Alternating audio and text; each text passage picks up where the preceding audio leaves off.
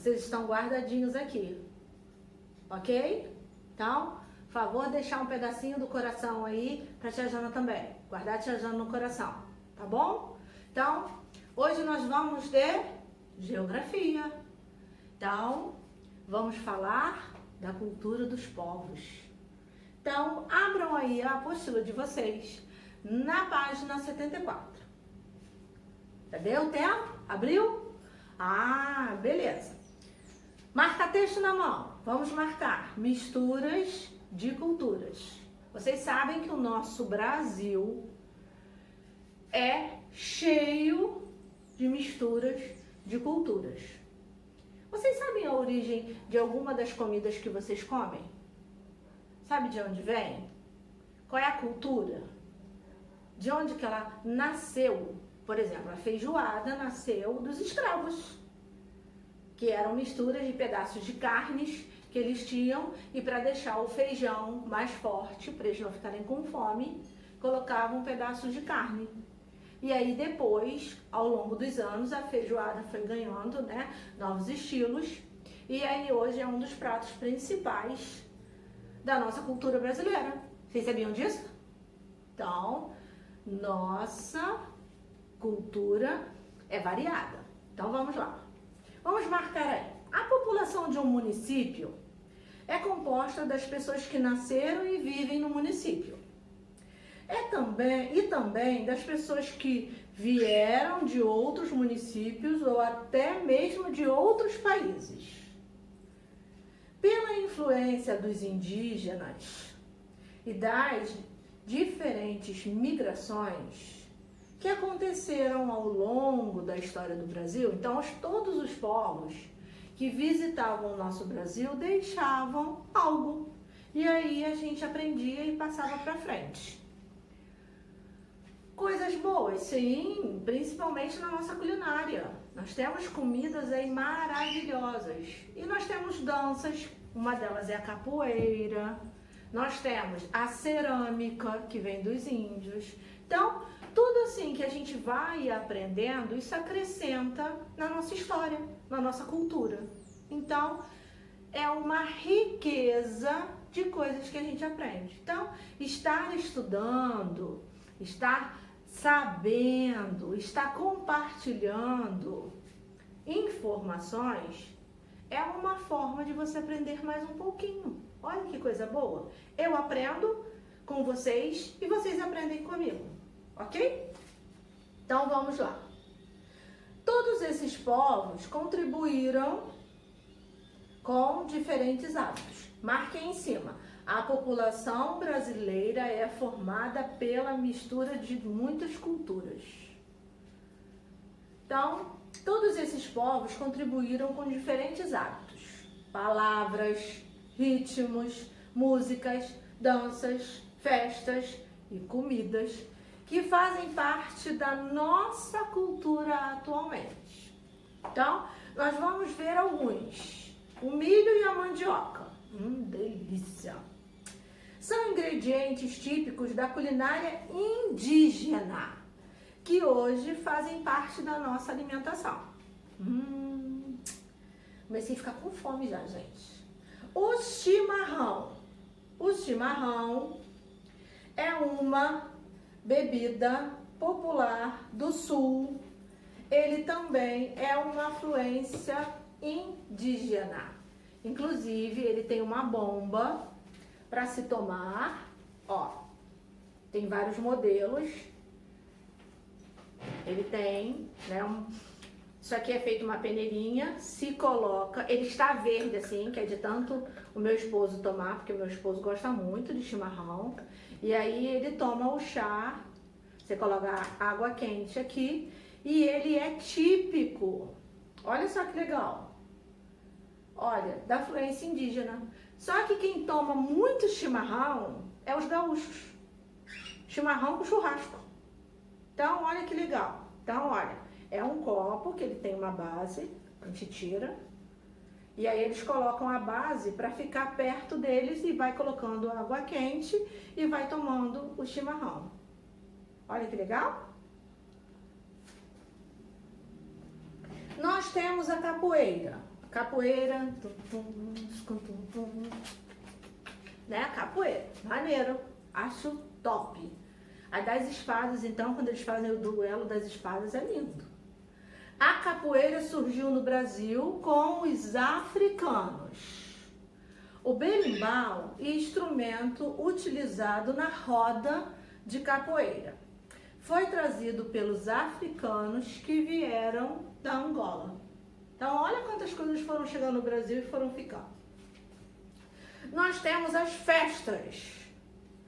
A religião católica e a festa junina e a língua portuguesa são algumas das contribuições que os portugueses na formação da população brasileira deixou para nós. Então lembra, quando eles chegavam, eles catequizavam as pessoas, no início eram os índios, e aí conforme eles iam explorando terras, faziam a formação das cidades, e ali naquela formação das cidades eles ensinavam a língua portuguesa e a religião católica. Então, ficou na nossa cultura a religião católica e o português. Em alguns municípios brasileiros é possível observar a paisagem de influência de outras culturas nas construções. Inclusive em São Paulo tem um bairro que tem só da cultura japonesa. E tem uma rua, que é a Rua da Liberdade, que você encontra tudo da cultura japonesa que você imaginar. Olha, preciso ir lá, eu preciso. Nesta pode-se ver a influência chinesa em um templo. Inclusive, as riquezas de detalhes nesses templos são lindíssimos, gente. Alguns são feitos até com ouro e joias preciosas. Olha que riqueza de detalhes. Igual às igrejas que tem espalhadas pelo Brasil, né? Inclusive elas são todas trabalhadas. Tem vitrais, vocês já viram os vitrais das igrejas? Que é feito uma janela, que ele é todo colorido, que forma, são vidros trabalhados que formam uma figura. Então são muito bonitos. Tem até em catedrais. Então, a riqueza de detalhes da nossa cultura foi ao longo do tempo, nós fomos aprendendo junto com eles. E lógico, gente, que eles aprenderam muitas coisas com a gente. Então, eles deixaram a cultura e levaram um pouco da nossa cultura também, tá? Número 1. E aí vocês vão responder. Qual é o seu alimento favorito? Você sabe a origem dele? Pesquise a origem do seu alimento. Então, Tia Jana, eu gosto de sushi. Então, você pesquisa sobre sushi. De onde ele veio a origem. Ah, Tia Jana, eu gosto de angu. Pesquisa a origem do angu. Ah, eu gosto do mingau. De onde surgiu o mingau?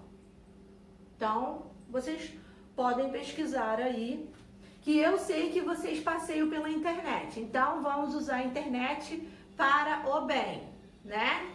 Então, como a Tia Jana acompanha vocês, fazendo TikTok, né? Lá, tuti-tuti, só, né? Então, aproveitem para pesquisar o que a Tia Jana está pedindo. No município onde você vive, é possível identificar algumas influências de outras culturas na paisagem. Explique dando exemplos. Então, nós temos aqui em Angra um prato típico que é o peixe com banana. Então, toda pessoa, todo turista que chega em um, né, desses restaurantes pede o prato típico da cidade. O prato típico da cidade é o peixe com banana. Para vocês que não sabiam? Ai, sério? Então, a partir de hoje vocês já sabem, né, que é o peixe com banana.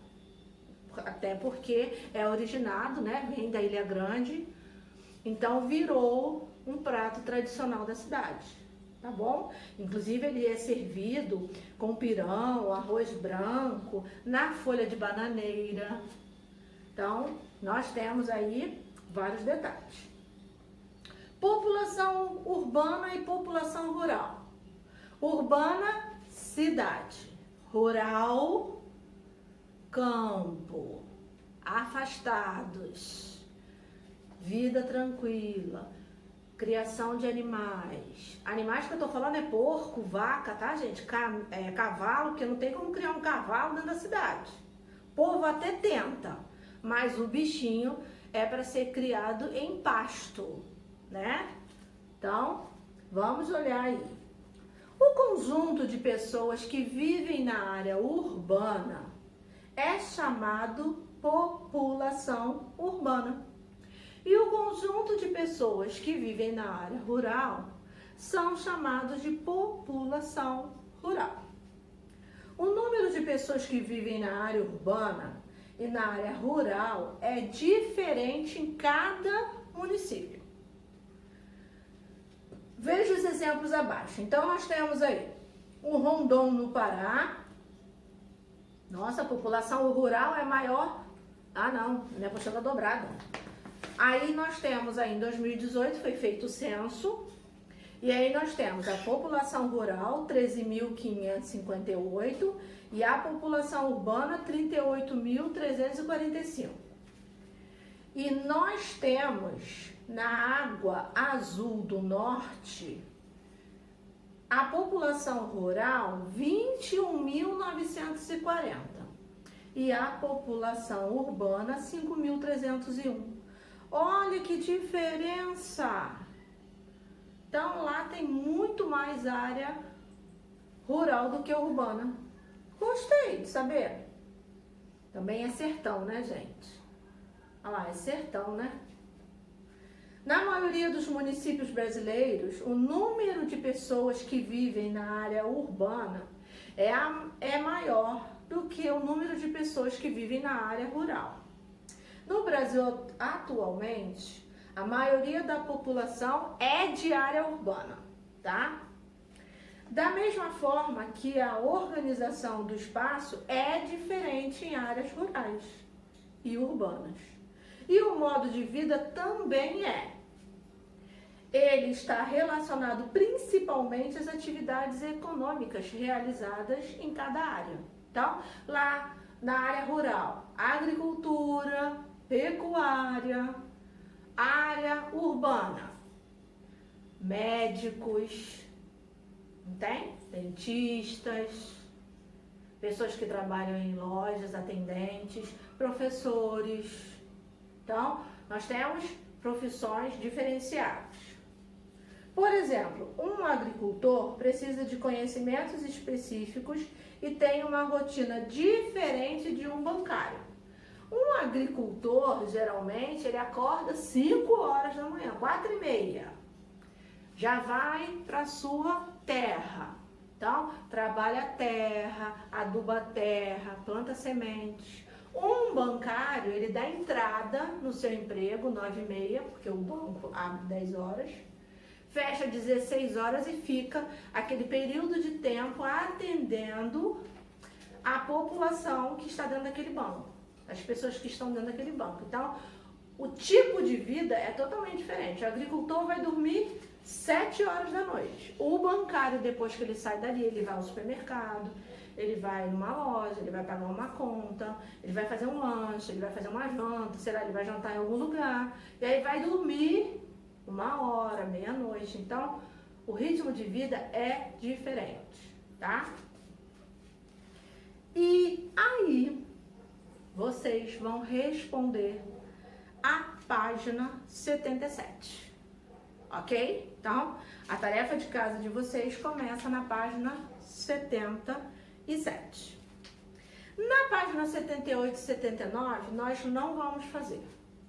Por quê? Porque eu preciso da turma para escolher se vocês gostariam de viver na cidade ou no campo, para a gente montar um gráfico.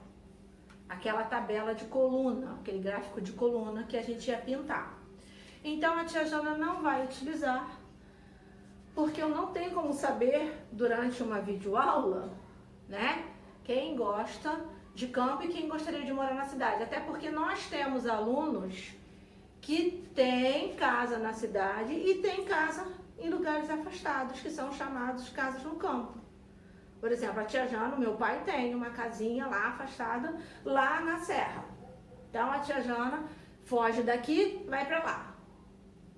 Foge de lá, vem para cá, porque eu tenho que trabalhar. Então, a maioria das crianças tem criança que tem casa na cidade e os avós têm casa na ilha, né? Tem casas em outras localidades. Então, a gente pula essa atividade, a tia já não vai pedir nada dessa atividade, tá bom? E aí, nós vamos para a página 80. Migração ou migrações entre a área rural e a área urbana. Migração é o deslocamento de um local para o outro. Então, chamamos de migração o deslocamento das pessoas de um lugar para o outro. São vários os motivos que levam as pessoas a buscar um novo local para viver. Mas a maioria delas vai buscar melhor qualidade de vida, tanto para ela quanto para a família. O deslocamento das pessoas que migram da área rural para a área urbana é chamado de migração campo-cidade. E aí a gente chama de êxodo rural. Com a modernização do campo, e aí entrou a utilização das máquinas. As máquinas passaram a fazer muitos trabalhos realizados no campo. Dessa forma, a necessidade de trabalhadores rurais diminuiu e eles perderam seus empregos. Então, o que uma plantação precisava de 10 pessoas, hoje, com a utilização da máquina, precisa-se de 2. E aí acaba ficando 8 pessoas sem emprego com família. Olha, ao mesmo tempo que a gente utiliza a máquina para ajudar, ela também tem o lado de prejudicar as pessoas que trabalhavam no campo. E aí essas pessoas têm que procurar novos meios para se sustentar. Assim, muitas pessoas que viviam no campo se dirigiram à cidade em busca de melhores oportunidades de trabalho, estudo e saúde. E aí nós temos a diferença da colheita mecanizada, olha, da cana-de-açúcar, que é a máquina. E aí se começou os trabalhadores a procurar meio de sobrevivência. Olha o calçadão de Fortaleza com o número de trabalhadores. Gente, isso tudo aí de portinha são lojas de venda de artesanatos. Olha só. E aí as pessoas, né, tem vendedores na rua, aí vende empada, vende queijo, vende linguiça, põe o isopor nas costas e vai vender. Por quê? São trabalhadores que precisam ter uma fonte de renda para sustentar a família. No entanto, não ocorreu somente a migração do campo para a cidade. Muitas pessoas retornaram para o campo porque houve uma melhora na economia no seu local de origem ou porque não encontraram melhores condições na cidade. A esse tipo de migração, quando a pessoa da cidade volta, ela veio do campo, não achou emprego na cidade, ela retorna para o campo, isso se chama migração de retorno. Ela está retornando para o lugar de origem. Grandes migrações já ocorreram entre as regiões do Brasil, mas elas também podem ocorrer em um mesmo estado. Tudo depende das atividades econômicas desenvolvidas, consequentemente, necessidade da força de trabalho e de pessoas à disposição para atender essa demanda. Então é assim, você mora em Angra dos Reis, quer trabalhar, precisou de emprego em São Paulo, muitas pessoas saem daqui e vão tentar a vaga em São Paulo. Ah, abriu vaga, inscrição na plataforma lá em Campos. As pessoas que estão desempregadas saem daqui e procuram melhoria de vida lá, tentando se inscrever em um emprego na plataforma. Então, sempre as pessoas estão buscando. Então, O que a gente procura? Sempre melhorar o nosso desempenho no nosso emprego. Por quê? Porque se a gente vier a ficar sem ele, a gente vai precisar procurar novas oportunidades de emprego. Por quê? Porque temos famílias, né? E aí tem um texto que vai falar assim: com incentivos, indústria têxtil se consolida no Nordeste. Então vai falar de uma indústria que mudou a vida das pessoas. Vocês vão ler esse texto e vão responder as lacunas. As lacunas é os traços que tem na apostila de vocês. E aí a tia Jana vai mandar a tarefa de casa da página 82, 83, 84 e 85, fechando o nosso primeiro módulo sobre geografia. Tá bom, meus amores? Então, nós falamos sobre zona rural, zona urbana, melhoria de vida, como é a zona rural, como é a zona urbana, o que a gente encontra. E aí agora nós vamos partir para um novo módulo, tá bom? Então, boa atividade, um beijo grande no coração de vocês e a gente se vê até a próxima. Tchau, tchau.